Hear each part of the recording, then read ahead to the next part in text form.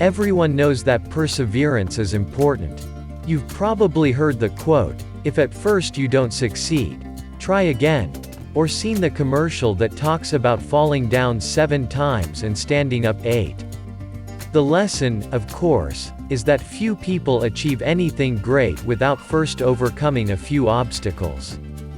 Preaching about the importance of perseverance is easy. Actually experiencing failure and continuing on undeterred, now that's tough. But the 5 stories below prove that it can be done. These famous entrepreneurs exemplified perseverance. Maybe one of them will inspire you to overcome whatever obstacle is currently standing in your way. 1. Milton Hershey. Milton Hershey had a long path to the top of the chocolate industry. Hershey dropped out of school in the 4th grade and took an apprenticeship with a printer, only to be fired. He then became an apprentice to a candy maker in Lancaster, Pennsylvania. After studying the business for 4 years, Hershey started 3 unsuccessful candy companies in Philadelphia, Chicago and New York. Hershey was not about to give up, so he moved back to Lancaster and began the Lancaster Caramel Company. His unique caramel recipe, which he had come across during his earlier travels, was a huge success. He had found the best business plan template. Hershey, who was always looking ahead, believed that chocolate products had a much greater future than caramel.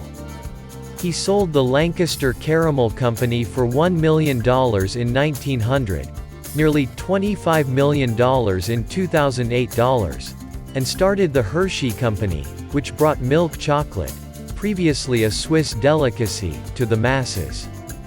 2. Steve Jobs. You always hear about a long road to the top, but perseverance isn't limited to the early stages of a person's career. Oftentimes, failure can occur after a long period of success. Steve Jobs achieved great success at a young age. When he was 20 years old, Jobs started Apple in his parents' garage, and within a decade the company blossomed into a $2 billion empire. However, at age 30, Apple's board of directors decided to take the business in a different direction, and Jobs was fired from the company he created. Jobs found himself unemployed, but treated it as a freedom rather than a curse. In fact, he later said that getting fired from Apple was the best thing to ever happen to him, because it allowed him to think more creatively and re-experience the joys of starting a company. 3. Simon Cowell. Nowadays, Simon Cowell is a pop icon and a very wealthy man. But early in life, Cowell faced his fair share of struggles. At age 15, Cowell dropped out of school and bounced around jobs. He eventually landed a job in the mailroom of EMI Music Publishing. Cowell worked his way up to the A&R department, and then went on to form his own publishing company, E&S Music. Unfortunately, E&S folded in its first year. Cowell ended up with a lot of debt, and was forced to move back in with his parents. But he never gave up on his dream of working in the music industry, and eventually landed a job with a small company called Fanfare Records. He worked there for 8 years and helped the company become a very successful label. From there, Cowell spent years signing talent and working behind the scenes before launching the American Idol and X Factor franchises that made him famous. 4. Thomas Edison. When he was a young boy, Thomas Edison's parents pulled him out of school after teachers called him stupid and unteachable. Edison spent his teenage years working and being fired from various jobs, culminating in his termination from a telegraph company at age 21. Despite these setbacks, Edison never deterred from his true passion, inventing.